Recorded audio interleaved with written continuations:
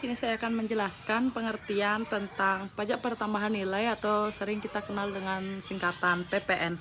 Jadi, PPN adalah pajak yang dikenakan atas penjualan barang dan jasa oleh pelaku usaha yang terdaftar sebagai pemungut PPN. Jadi, perusahaan ini harus terdaftar sebagai perusahaan yang harus membayar PPN agar tidak termasuk pungli, karena perusahaan yang tidak terdaftar PPN ini tidak perlu memungut PPN ke konsumennya.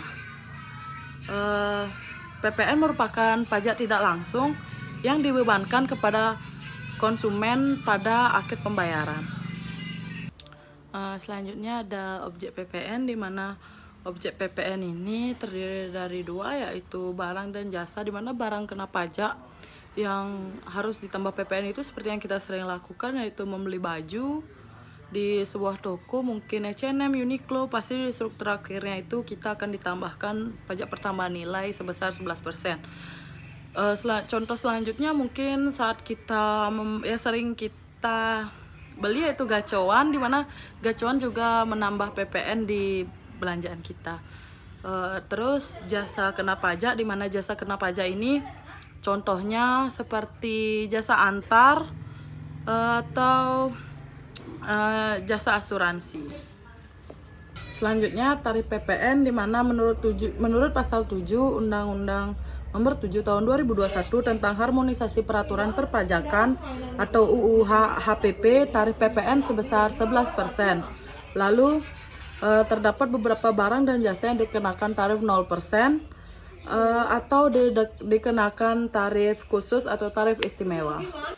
Contoh soal penyelesaian PPN. Jadi di sini saya mengambil contoh soal sebagai berikut, yaitu PT ABC adalah perusahaan yang bergerak di bidang penjualan barang. Pada bulan Januari 2023, PT ABC melakukan penjualan barang sejumlah 100 juta yang dikenakan PPN sebesar 11%. Hitunglah besar PPN yang harus dibayar PT ABC dan berapa total penjualan PT ABC setelah dikenakan PPN.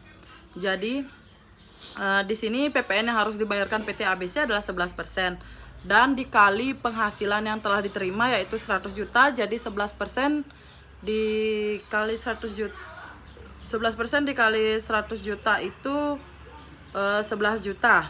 Jadi total penjualan PT ABC yaitu dari penghasilan PT ABC 100 juta ditambah dengan PPN yang harus dibayarkan PT ABC ke Badan Perpajakan, yaitu 11 juta. Jadi 100 juta ditambah 11 juta adalah 111 juta. Terima kasih. Simpulan yang dapat saya tarik yaitu PPN adalah pajak yang dikenakan atas penjualan barang dan jasa oleh pelaku usaha yang terdaftar sebagai pemungut PPN.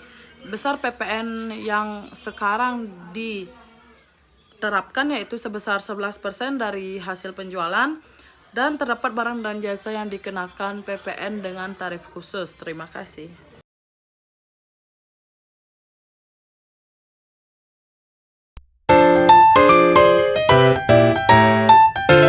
Baik, seperti yang kita ketahui bersama bahwa pajak penghasilan adalah pajak yang dikenakan atas penghasilan yang diterima oleh pihak wajib pajak.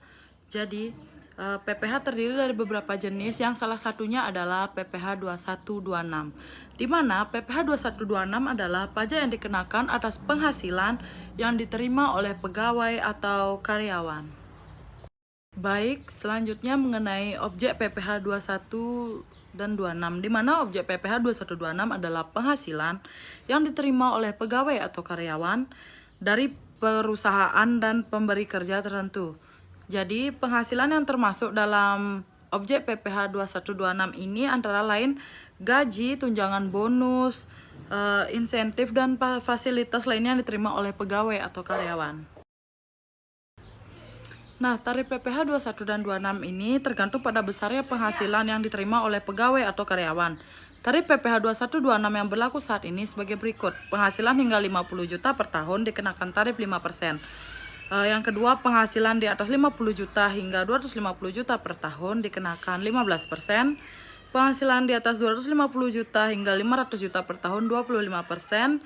Penghasilan di atas 500 juta per tahun dikenakan 30%. Di sini saya mengambil contoh soal yaitu Pak Budi adalah seorang karyawan di sebuah perusahaan dengan penghasilan bruto 15 juta per bulan. Berapa besar PPh 21 yang harus dibayarkan oleh Pak Budi setiap bulannya?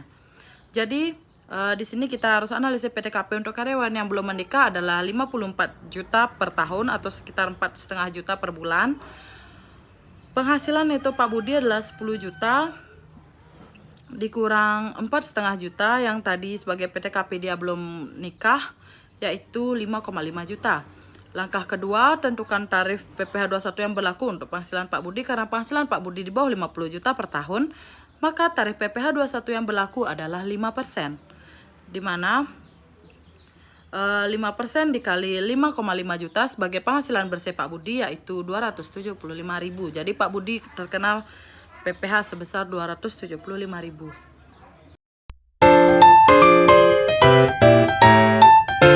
Pengertian PPh pasal 22.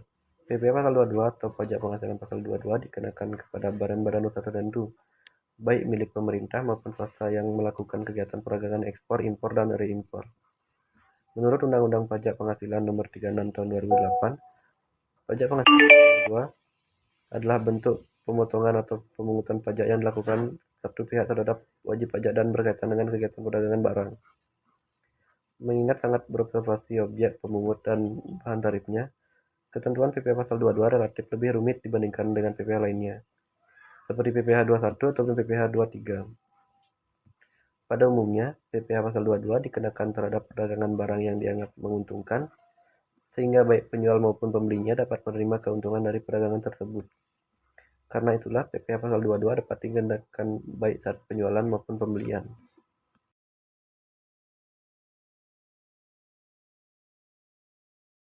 Tarif PPh pasal 22. 1. Atas impor. Yang menemukan angka pengenal importir API sama dengan 2,5% kali nilai impor. Non API sama dengan 7,5% kali nilai impor. Yang tidak dikuasai 7,5% kali harga jual lelang. 2. Atas pembelian barang yang dilakukan oleh DJPB, bendahara pemerintah, BUMN atau BUMD sama dengan 1,5% kali harga pembelian. 3. Atas penjualan hasil produksi diterapkan berdasarkan keputusan Direktur Jenderal Pajak, yaitu kertas sama dengan 0,1% kali DPP PPN, semen sama dengan 0,25% kali DPP PPN, baja sama dengan 0,3% kali DPP PPN, otomotif sama dengan 0,45% kali DPP PPN. 4. Atas penjualan hasil produksi atau penyerahan barang oleh produsen atau importir bahan bakar minyak, gas, dan pelumas adalah sebagai berikut. Pemungutan PPh pasal 22 kepada penyalur atau agen bersifat final, selain menyalur atau agen bersifat tidak final. 5. Atas pembelian bahan-bahan untuk keperluan industri atau ekspor dari pedagang pengumpul ditetapkan sama dengan 0,25% kali harga pembelian. 6. Atas impor kedelai, gandum, dan tepung terigu oleh importer yang menggunakan API sama dengan 0,5% kali nilai impor. 7. Untuk yang tidak memiliki NPWP dipotong 100% lebih tinggi dari tarif PPh pasal 22.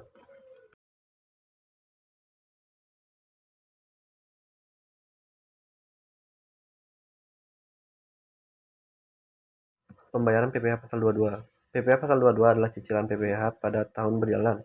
Pada akhir tahun, cicilan ini akan diperhitungkan menjadi kredit pajak PPh badan atau PPh orang pribadi. PPh pasal 22 yang berbentuk SSE, artinya PPh pasal 22 tersebut dibayar langsung ke bank persepsi oleh wajib pajak yang bersangkutan pada saat transaksi. Transaksi yang wajib dibayar langsung adalah transaksi yang berkaitan dengan impor dan bendahara.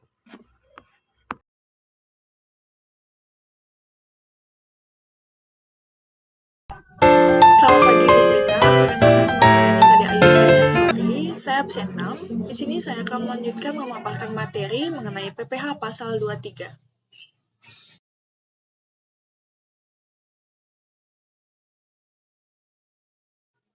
Apa sih PPh pasal 23? PPh pasal 23 merupakan pajak dikenakan terhadap wajib pajak dan badan usaha tetap atas penghasilan dari penanaman modal, penyewaan aset fisik dan finansial, keterlibatan dalam pekerjaan atau kegiatan, dan yang terakhir pemberian jasa tertentu.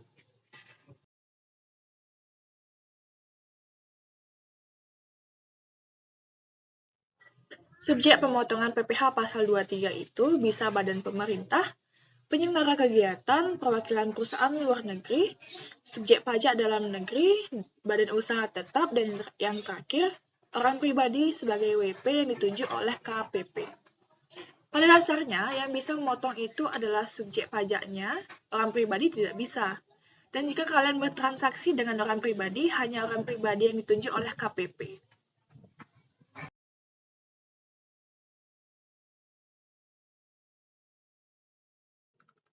Tarif dan objek pajak. Pengenaan 15% yakni dividen, bunga, royalti, hadiah, penghargaan, bonus, dan sejenisnya. Dan pada dasar pengenaan 2% yakni sewa dan penghasilan lainnya sehubung dengan penggunaan harta, jasa teknik, jasa manajemen, jasa konsultan, dan jasa lainnya.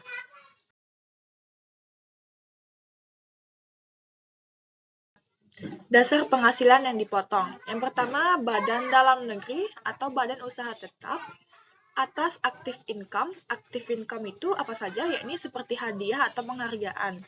Yang kedua, ada orang pribadi dalam negeri, badan dalam negeri atau badan usaha tetap atas dasar passive income seperti dividen, bunga, royalti, dan sewa.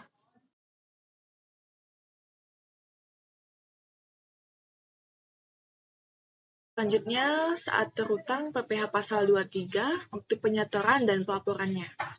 Saat terutang, yang pertama dibayarkan penghasilannya, yang kedua disediakan untuk dibayarkan penghasilannya, misalnya dividen meskipun belum dibayar tapi bisa jadi sudah terutang.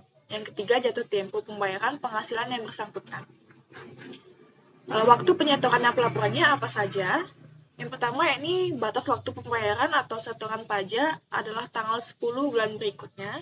Yang selanjutnya, batas waktu pelaporan SPT masa adalah tanggal 20 bulan berikutnya.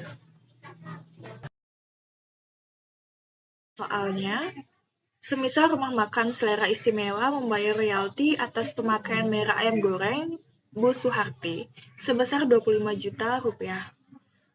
Cara menjawabnya yakni dilihat dari soal berikut, membayar royalti jadi dikenakan sebesar 15% dan cara menjawabnya adalah 15% dikali 25 juta dan hasilnya 3.750.000 rupiah.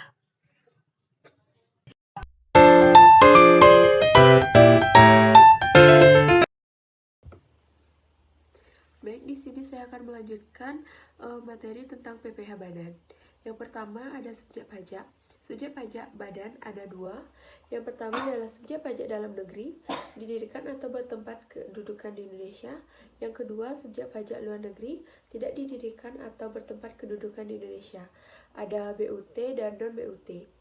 Selanjutnya, apa yang dimaksud dengan subjek pajak badan yang didirikan di Indonesia?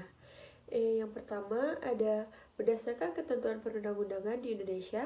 Yang kedua, sudah didaftarkan di Indonesia berdasarkan ketentuan perundang-undangan di Indonesia atau di wilayah hukum Indonesia. Sebelum lebih lanjut, di sini ada pengertian tentang BUT atau Badan Usaha Tetap sesuai pasal 2 ayat 5 Undang-Undang PPh. Yang pertama, orang pribadi yang bertempat di Indonesia. Yang kedua, orang pribadi yang berada di Indonesia tidak lebih dari 183 hari dalam jangka waktu 12 bulan dan badan yang didirikan dan tidak bertempat berkedudukan di Indonesia untuk menjalankan usaha atau melakukan kegiatan di Indonesia. Dilanjutkan dengan objek pajak PPh badan. Dibagi dengan klasifikasi penghasilan, terdapat dua, yaitu objek pajak dan non-objek pajak. Di dalam objek pajak terdapat dua pembagian, yang pertama objek pajak final dan objek pajak non-final. Next ada objek pajak BUT. Yang pertama adalah penghasilan dari usaha dari harta yang dimiliki atau dikuasai. Yang kedua adalah penghasilan dari kantor pusat usaha atau kegiatan. Dan yang terakhir adalah penghasilan sebagaimana disebutkan dalam pasal 26. Apa saja sih penghasilan badan yang menjadi objek PPh? Nah, di sini ada beberapa objek pajak PPh dari penghasilan. Yang pertama, imbalan atas jasa. Yang kedua, hadiah undian. Yang selanjutnya adalah keuntungan penjualan, laba usaha, royalti, premi asuransi, dan lain-lain. Selanjutnya adalah pengurang penghasilan bruto, pembukuan, dan pencatatan.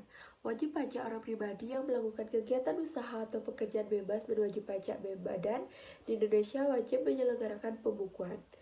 Pembukuan adalah suatu proses pencatatan yang dilakukan secara teratur untuk mengumpulkan data dan informasi keuangan yang meliputi harta, kewajiban, modal, penghasilan dan biaya, serta jumlah harga perolehan dan penyerahan barang atau jasa, yang ditutup dengan menyusun laporan keuangan berupa neraca dan laporan laba rugi untuk periode tahun pajak berikutnya, sesuai pasal 28 ayat 1 Undang-Undang KUHP.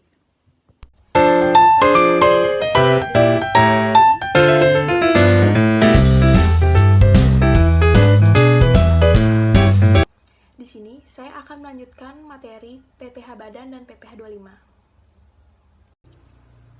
Biaya boleh dikurangkan bagi wajib pajak dalam negeri dan badan usaha tetap. Biaya yang dapat dikurangkan dari penghasilan bruto menurut pasal 6 ayat 1 Undang-Undang PPh dibagi menjadi dua, yaitu yang pertama ada beban sekaligus dan yang kedua ada penyusutan atau amortisasi. Selanjutnya ada biaya tidak boleh dikurangkan bagi wajib pajak dalam negeri dan badan usaha tetap. Menurut pasal 9 ayat 1 Undang-Undang PPh, biaya yang tidak dapat dikurangkan dari penghasilan bruto antara lain yaitu ada pajak penghasilan, biaya yang dibebankan untuk kepentingan pribadi wajib pajak atau tanggungannya, dan gaji yang dibayarkan kepada anggota persekutuan, firma atau CV. Biaya khusus.